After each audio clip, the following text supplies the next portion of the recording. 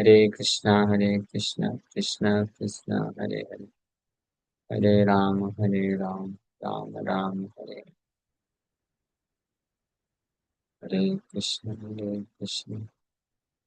कृष्णा कृष्णा हरे हरे, हरे राम राम। तो हम लोग नेक्टर और डिवोशन चैप्टर 7 से चर्चा कर रहे थे।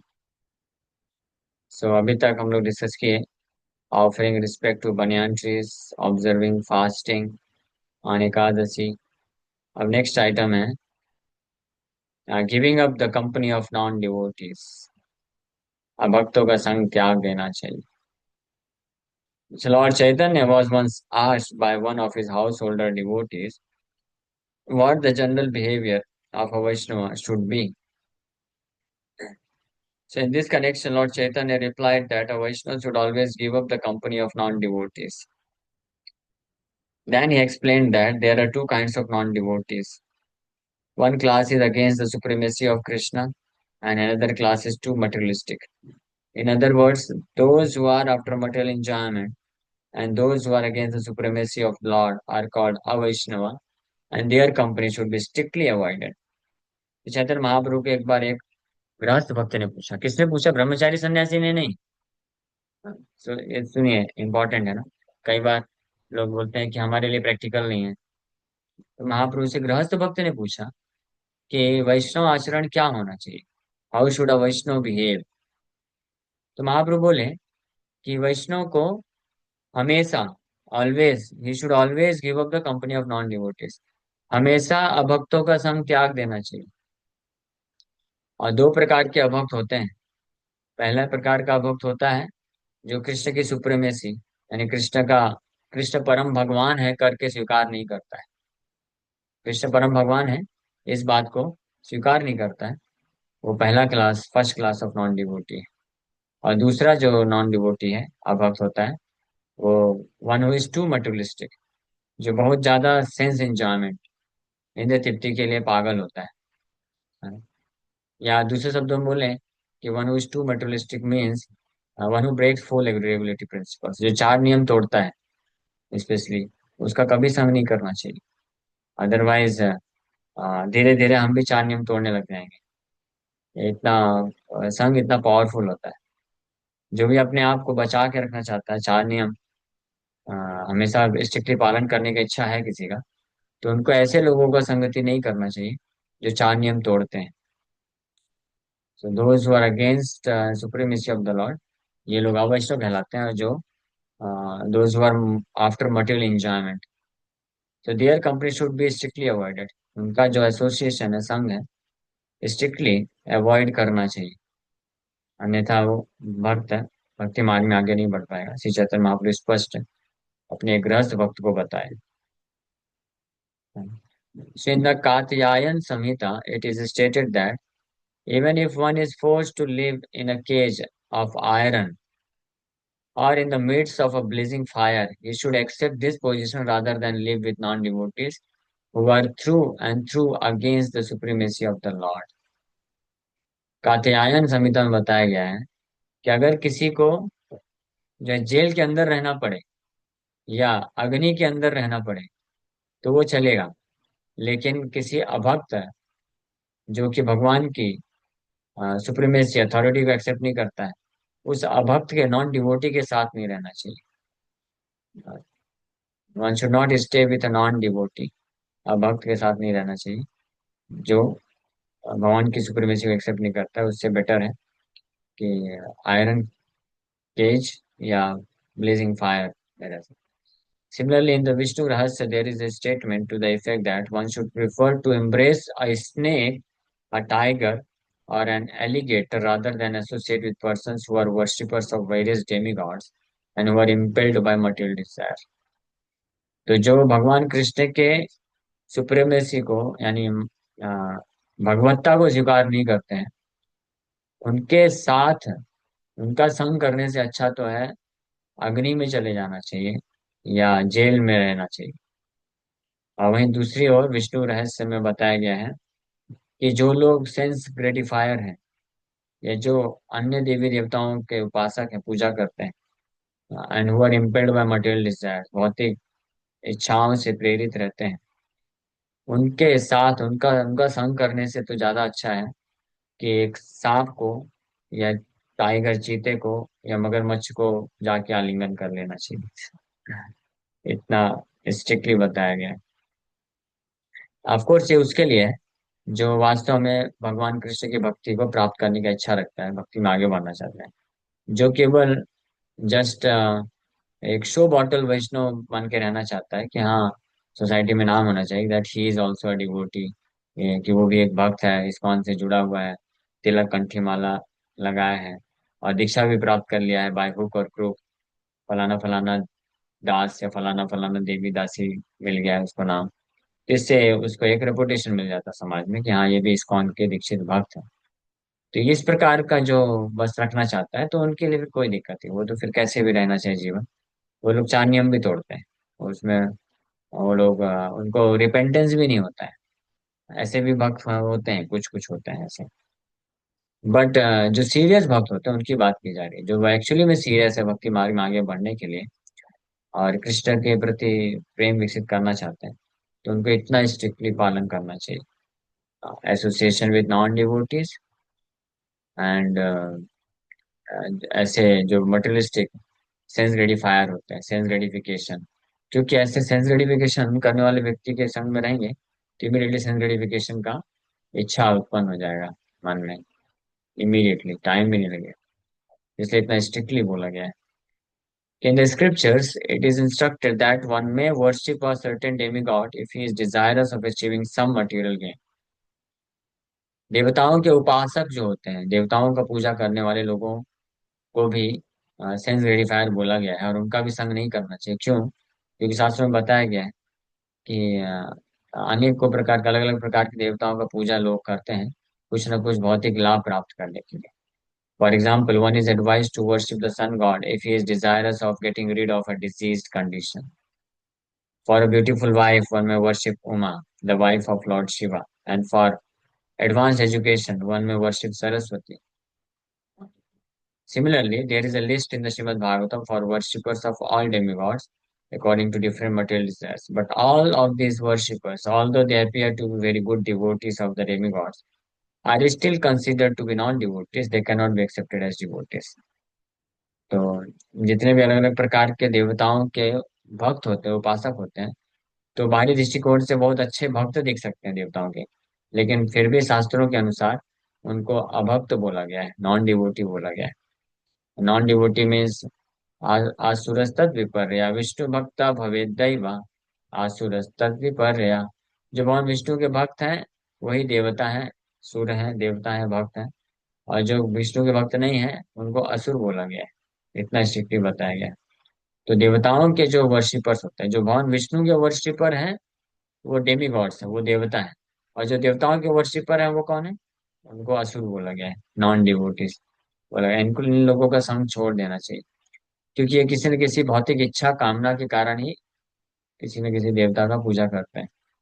सूर्य देवता का पूजा करते हैं अपने रोग व्याधियों को दूर करने के लिए। और सुंदर स्त्री को प्राप्त, सुंदर पत्नी चाहता है कोई तो पार्वती दुर्गा का पूजा करता है। और सुंदर पति चाहता है तो शिव जी का पूजा करता है। अच्छा भौतिक शिक्षा चाहता है तो सरस्वती का पूजा करता है। तो इस प्रकार से लोग इन भावनाओं से प्रेरित होकर के करते हैं। बट इनको कभी भी डिवोटी की कैटेगरी में नहीं रखा जा सकता शास्त्रों के अनुसार। इनका एसोसिएशन अवॉइड करना चाहिए। The Mayavadis impersonalists say that one may worship any form of the Lord and that it doesn't matter because one reaches the same destination anyway.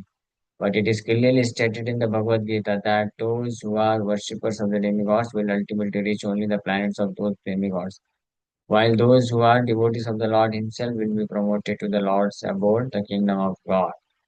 So actually, these persons who are worshippers of demigods have been condemned in the Gita. It is described that due to their lusty desires, they have lost their intelligence and have therefore taken to worshipping the different demigods. Taken to worshipping the different demigods.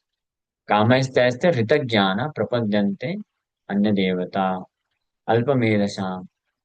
हाँ, आद्यंतवन्तु कौन्तेय यद भवति अल्पमेधसाम्। तो अल्पमेधसाम् मतलब कम बुद्धिमान लोग होते हैं जो इनके कामस्त ऐसे हृतक ज्ञान काम, बिकॉज ऑफ लस्टी डिजायर से उनका जो ज्ञान है, बुद्धि है, वो हर लिया जाता है। और इसलिए वो प्रपद्यन्ते अन्य देवता, वो अन्य देवताओं का पूजा करते हैं। वो छोड़ नहीं पाते हैं, भले ही उनको कितना भी समझा दिया जाए, गीता से प्रमाण दे दिया जाए, शास्त्रों से प्रमाण दे दिया जाए, फिर भी वो उसको एक्सेप्ट नहीं कर पाते हैं। वो उसे अपने में ही करने में लगे रहते हैं, because deep rooted within their heart. बाहर से कोई कुछ भी बोले, लेकिन हृदय की गहराई में जाकर के वो उनके रहता है। तो कुछ भौतिक लाभ प्राप्त करने की इच्छा कामना बनी रहती है, इसलिए वो लोग नहीं छोड़ पाते हैं। तो ऐसे लोगों का अगर कोई संग करेगा तो धीरे धीरे वो उनके संग से प्रभावित हो जाएगा, और वो विषय वासना आने लग जाएगी। एक्चुअली ये साइंस है, विज्ञान है, कैसे ये होता है।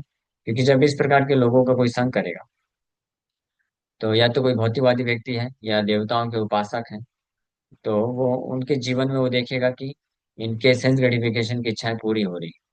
तो जो कोई वैष्णव होगा, जब इनका ऐसा संग करेगा, तो इमिडिएटली उसके दिमाग में डाउट आने लग जाएगा।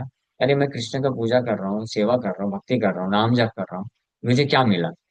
हाँ, ज्यादा कुछ मिला नहीं। उल्टा तो ये भक्तों के पास जाओ तो ये लोग यही बोलते रहते हैं, आपके हृदय में बहुत ज्यादा आसक्ति है, आप सेंस ग्रेटिफिकेशन में फंसे हुए हो, माया में फंसे हुए हो, और ये सेंस ग्रेटिफिकेशन को त्यागो, चार नियम शक्ति पालन करो, यही बोलते रहते हैं। हाँ। और मेरा भौतिक रूप से मुझे कुछ मिल नहीं रहा है, ना तो मैं सेंस ग्रेटिफिकेशन भी नहीं कर पा रहा हूँ, फिर भी उधर भक्त लोग मेरे को बोलते रहते हैं कि आसक्ति बनी हुई है, सेंस ग्रेटिफिकेशन कर रहा है। तो ना इधर का ना उधर का, हिमालय जब करने से हो क्या रहा है? और उधर बल्कि दूसरी ओर देखो, मेरा जो फ्रेंड है, वो तो इतना अच्छा शिव जी का पूजा करता है, दुर्गा का पूजा करता है, या अपना कैरियर बनाने में लगा है, और कितना बिंदास रहता है, कितना खुश रहता है, उसको कितना सेंस ग्रेटिफिकेशन मिल रहा है। तो इस प्रकार से उसके संग से भगवान कृष्ण की भक्ति में श्रद्धा कम होती जाएगी, और फिर उधर श्रद्धा आएगी कि सेंस ग्रेटिफिकेशन जीवन का उद्देश्य है। फिर फाइनली अल्टीमेटली इस निष्कर्ष पे पहुंचेगा व्यक्ति, वो पहुंच जाता है कि ये सब कुछ नहीं है, भक्ति उक्ति ये सब फालतू बकवास है।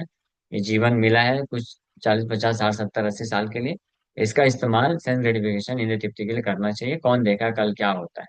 ये जो ये वैष्णव लोग होते हैं, अपने कुछ मनमाने तरीके से कुछ नियम बना देते हैं कि ये मत करो, वो मत करो, अननेसेसरी सेल्फ टॉर्चर करते हैं। तो इस प्रकार की भावनाएं आने लग जाएंगी ये संघ के प्रभाव से, और धीरे धीरे फिर वो व्यक्ति जो होता है, वो भी नॉन डिवोटी बन जाता है। तो इसलिए बहुत शास्त्रों में बोला गया है कि बहुत सावधान रहना चाहिए। जब तक कोई भक्ति में पूरी तरह उन्नत नहीं हो गया है, तो संग नहीं करना चाहिए नॉन डिवोटीज का। और जो भक्ति में उन्नत हो जाता है, तो वो संग क्या करता है, वो संग उनसा उनका संग नहीं लेता है, उनको संग देता है, उनको कन्विंस करता है उल्टा कि कृष्ण भक्ति में आने के लिए। लेकिन जब तक कोई खुद सक्षम नहीं है, पूरी तरह से खुद कृष्ण भक्ति में स्थित नहीं है, तो उनको नॉन डिवोटीज को प्रीचिंग नहीं करना चाहिए ज्यादा। नॉन डिवोटी मतलब जिनको कृष्ण में श्रद्धा नहीं है, और जो सेंस ग्रेटिफिकेशन के लिए पूरी तरीके से पागल हो चुके हैं, तो उनको ज्यादा प्रचार नहीं करना चाहिए। उनको बस बता दो इस्कॉन टेम्पल है, आ जाओ, वहाँ पे बहुत अच्छा खिचड़ी महाप्रसाद मिलता है, बहुत अच्छा रसगुल्ला रसमलाई मिलता है, गोविंदा रेस्टोरेंट में क्या टेस्टी खाना मिलता है, ऐसा बताने का बस। तो वो लोग आएंगे, खाएंगे, थोड़ा धीरे धीरे सुकृति बढ़ेगा, तो हो सकता है श्रद्धा उत्पन्न हो जाए। तो जब तक, इसलिए शास्त्र का इंस्ट्रक्शन है, स्पिरिचुअल मास्टर जो आध्यात्मिक गुरु होते हैं या गाइड काउंसलर होते हैं, they should not instruct a person until unless he is fully desirous of advancing in Krishna consciousness। जब तक कोई व्यक्ति पूरी तरीके से डिजायर नहीं रख लेता है कि मुझे कृष्ण भावना भावित होना है, तब तक उसको इंस्ट्रक्शन नहीं देना चाहिए, क्योंकि वो उसको स्वीकार नहीं कर पाएगा, और बल्कि वो रिबेल करने लग जाएगा, रिबेलियस हो सकता है। और इससे क्या होगा, उससे उसका और नुकसान हो जाएगा, वो फिर जो भी कृष्ण भक्ति कर पा रहा था, तो वो उससे और दूर चला जाएगा, एंटी हो सकता है भक्तों के प्रति, और भक्त के जो नियम बनाए जाते हैं उनके प्रति, और भगवान के प्रति अल्टीमेटली। तो ये एक डैमेज हो जाएगा बल्कि प्रीचिंग। तो इसलिए कई बार किन लोगों को प्रीचिंग कितना करना है, ये भी इम्पोर्टेंट होता है कि जो जितना एक्सेप्ट कर सके उसको उतना ही उसको प्रेरित करके उसको आगे बढ़ाना चाहिए, और धीरे धीरे उसको प्रेरणा देना चाहिए। उसको लविंग पुश बोलते हैं, लविंग पुश दिया जा सकता है, बट फोर्सफुल फोर्स्ड पुश जो है अगर कोई देगा, तो उससे गड़बड़ हो सकता है। तो एनीवे, यहाँ पे इम्पोर्टेंट चीज बताई जा रही है कि एसोसिएशन बहुत मैटर करता है। अगर कोई एक चीज कार्य कर लेना अपने जीवन में, no bad association, This one thing is sufficient for a person to make a rapid, fastest spiritual advancement. इतना पावरफुल है कि अगर कोई ये कार्य कर ले कि कोई बैड एसोसिएशन, कायेन मनसा वाचा, शरीर से, मन से, वाणी से, आंख से, जीवा से, ये सब गलत चीजें नहीं लेना है, गलत लोगों का संग त्याग देना है, गलत वस्तुओं को नहीं खाना है, यानी अनऑफर्ड नहीं खाना है, गलत चीजों को नहीं देखना है, गलत चीजें नहीं सुनना है। अगर ये डिटर्मिनेशन को डेवलप कर लिया और इसको फॉलो कर पाया ना, तो बहुत फास्ट प्रोग्रेस कर सकता है आध्यात्मिक जीवन में, बहुत आसान हो जाता है। जिससे यहाँ पे ये बताया गया कि the मायावादी से that one may worship any form doesn't matter but the same nature, लेकिन ऐसा नहीं है। गीता में भगवान स्पष्ट बताते हैं, मायावादी लोग बोलते हैं कि किसी का भी पूजा करो, अल्टीमेटली डेस्टिनेशन तो वही है, लेकिन ऐसा नहीं है। भगवान गीता में स्पष्ट बताते हैं कि जो लोग देवताओं का पूजा करेंगे उनके लोकों में जाएंगे, पितरों का पूजा करेंगे पितृलोक में जाएंगे, और जो लोग मेरा पूजा करेंगे वो मुझे प्राप्त करेंगे। तो सबके अलग अलग प्लैनेट्स हैं, एक ही डेस्टिनेशन नहीं होता है।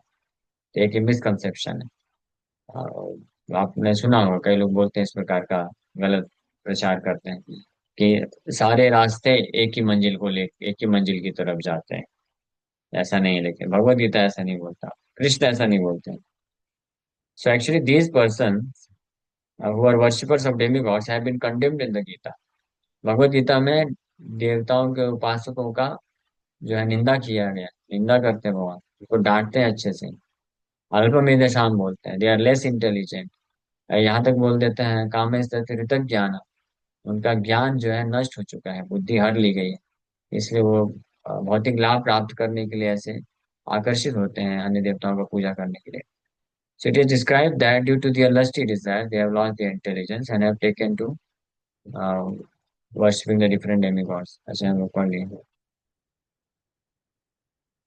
So इसलिए so in the Vishnu रहस्य, these demigod worshippers are forcefully condemned by the statement that it is better to live with the most dangerous animals than to associate with these persons।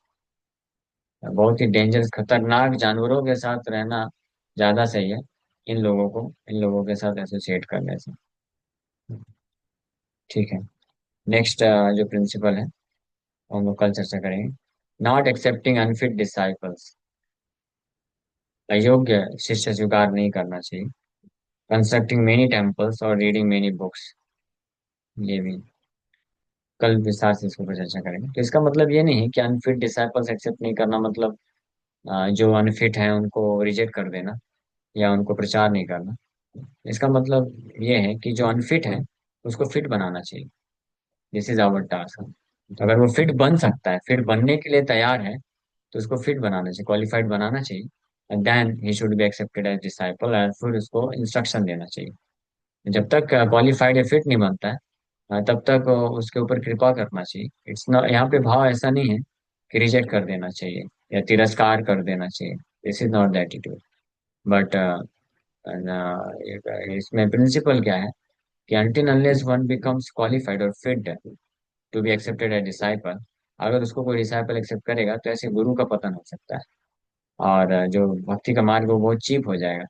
इसलिए injunction दिए गए हैं कि जिनको भी हम प्रचार करते हैं तो उनको पहले उस स्तर पे लेके आना चाहिए कि वो फिट हो सके, यानी उनके हृदय में एकमात्र कृष्ण को प्राप्त करने की इच्छा जागृत हो, और कृष्ण भक्ति में आगे बढ़ने के लिए जो भी अनफेवरेबल है उसको रिजेक्ट करने के लिए वो तैयार होने चाहिए। अगर कोई ये इस स्थिति में है, if somebody is ready to reject anything which is unfavorable in Krishna consciousness, or ready to accept anything which is favorable for Krishna consciousness, yeah, भले ही वो अभी नहीं कर पा रहा है पूरी तरीके से, लेकिन वो प्रयास कर रहा है और उसके हृदय में इच्छा है, so then he can be accepted. और इसके बारे में ठीक है, कल हम लोग और विस्तार से चर्चा करेंगे। Okay, thank you very much. Hare Krishna. घर में ऐसा व्यक्ति हो जो प्याज लहसुन खाता हो, देवी देवता को मानता हो, और घर में ही वैसा व्यक्ति हो तो फिर क्या करना चाहिए? बाहर हो तो हम उसका संग नहीं करेंगे, लेकिन अगर घर में हो तो कैसे बचेंगे? संघ, संघ का अर्थ होता है कि उनसे उनसे विचार विमर्श करके उनकी बातों को स्वीकार करना। लेकिन अगर हम किसी व्यक्ति के साथ रह रहे हैं लेकिन वो अपना कर रहे हैं, हम अपना कर रहे हैं, हमको कोई लेना देना नहीं, ठीक है, आप अपना करिए, हम अपना करेंगे, और दोनों इस बात पे तैयार हैं, तो हमारे जो भौतिक संबंध है उसको हम त्याग नहीं सकते। तो इसलिए उतना संबंध बना करके आगे बढ़ना चाहिए, मानिए बस कर्तव्य मान करके साथ में रहना चाहिए, और से अपना भौतिक कार्य को करना चाहिए, ताकि भौतिक जीवन में विघ्न ना हो। क्योंकि जो अगर कोई परिवार के कोई सदस्य भौतिकवादी व्यक्ति हैं या नॉन डिवोटी या भक्त हैं, तो उनको त्याग करने से अगर हमारा जीवन जो है दिक्कत हो सकता है, हम फिर भक्ति में आगे नहीं बढ़ सकते, भक्ति प्रैक्टिस ही नहीं कर सकते, तो फिर जो है वो उचित नहीं है, त्यागना नहीं चाहिए। और सोल्यूशन क्या रहना चाहिए कि उनको हमको अपना ज्ञान बताने की जरूरत नहीं, क्योंकि एक्सेप्ट नहीं करेंगे, और ना ही उनका जो है हमको स्वीकार करना चाहिए। हमको दोनों को अलग अलग अपना मेथड फॉलो करना चाहिए, इसमें फ्रीडम एक दूसरे का रहना चाहिए। ठीक है। थैंक यू सो मच प्रभु जी। हरे कृष्ण। हरे कृष्णा। हमारे यहाँ तो एकादशी सब लोग रहते हैं, तो अन्न तो बनता ही नहीं है, लेकिन मैं यहाँ आई हूँ तो यहाँ पे एक ही जने व्रत रहती हैं, और बाकी लोगों के लिए मतलब बनता है अन्न। तो वो भगवान को भोग लगा सकते हैं हाँ हाँ, कि? भगवान को लगा सकते हैं। भगवान को एकादशी पालन करने की आवश्यकता नहीं है, भगवान नहीं। खाते हैं अनाज। जी जी। हाँ, तो यहाँ चलेगा। पे लगता नहीं था, तो भगवान को भोग लगा के ही खाना चाहिए अन्न भी, जो यस खाने वाले। यस। हाँ हाँ, भगवान को भोग लगाइए। और दूसरा, यहाँ पे मैं, मुझे भी थोड़ा सा, एकादशी के दिन मौन व्रत रखना उचित है, अच्छा है? एकादशी बस के दिन नहीं, पूरे जी जीवन मौन व्रत रखना चाहिए। मौन व्रत का अर्थ होता है कि जो फालतू फिजूल की बातें हैं, वो नहीं करना चाहिए, कृष्ण के बारे में केवल बातें करना चाहिए। तो एकादशी को इसलिए जी बोला जी जाता है कि मौन व्रत रखना चाहिए, ताकि लोग कम से कम एकादशी से चालू तो करें। नहीं तो क्या है, जी डेली 24/7 फालतू इधर उधर की बातें करते रहते हैं। तो शास्त्र फिर रिस्ट्रिक्शन लगाते जी हैं कि चलो इस दिन तो मत करो यार, आप शांत रहो चुपचाप, कुछ बोलो नहीं। लेकिन जी मेन उद्देश्य मौन व्रत जी का क्या है कि जी व्यक्ति को कृष्ण कथा करना चाहिए, कृष्ण के बारे में सुनना चाहिए, और कुछ नहीं जी बोलना जी। चाहिए। हम्म। करती यस। हैं शारदा में माता जी? उनको मौन, हाँ उनका मौन व्रत है, उनको बोले कि 64 माला 100 माला जप करें। हाँ हाँ, करती हैं, 150 माला तक जाता है, लेकिन हम्म। बोलती नहीं है। नहीं नहीं नहीं, उनको समझाइए, ये फालतू। मौन व्रत का हाँ, मतलब ये नहीं होता है कि चुपचाप रहना। कृष्ण का जो भजन करता है, कृष्ण का कथा करता है, उसको तो शेर की तरह दहाड़ बोल के कथा सकती करना चाहिए। हूँ। जी। उनको बोलिए, बोल बोल के जप करिए, मौन व्रत नहीं चलिए, टूटेगा। बोल बोल के जप करिए, व्रत नहीं टूटता। हाँ। ठीक है प्रभु जी। ठीक है।